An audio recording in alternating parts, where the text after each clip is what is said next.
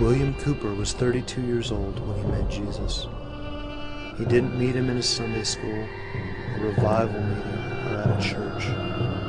He met Jesus in an asylum, not long after he tried to kill himself for the third time.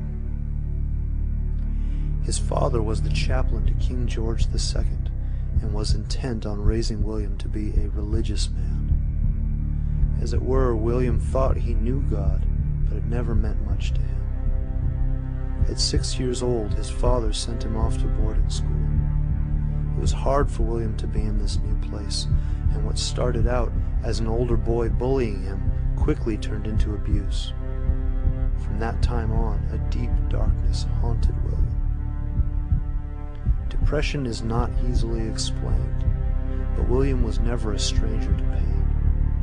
As a young man, he fell in love with a woman, dated her for years.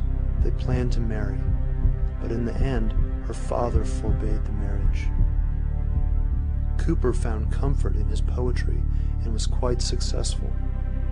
He had everything that the world could offer: a best-selling publication, a book review of his writings by Benjamin Franklin. He was known internationally, but none of this held meaning for him. William's darkness deepened, and he attempted suicide several times. His doctor, Nathaniel Cotton, happened to be a Christian and would share the scriptures with William. For all have sinned and fall short of the glory of God, and are justified by his grace as a gift through the redemption that is in Christ Jesus, whom God put forward as a propitiation by his blood, to be received by faith. The words of Paul's letter to the Romans were deeply impressed on his heart.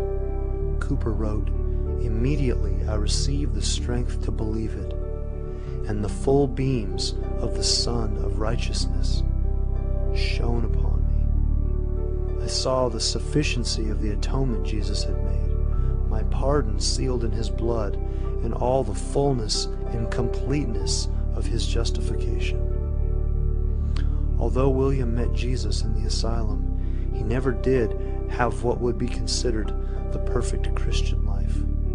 He continued to struggle with loneliness and depression all the days of his life. But despite the pain, his hope still remained in the gospel. He wrote the following in one of his darkest hours: "The dying thief rejoiced to see that fountain in his day, and there may I, though vile as he, wash all my sins away."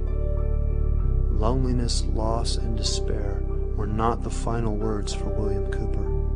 As he wrote in his best-known hymn, "There is a fountain filled with blood," "Redeeming love has been my theme, and shall be till I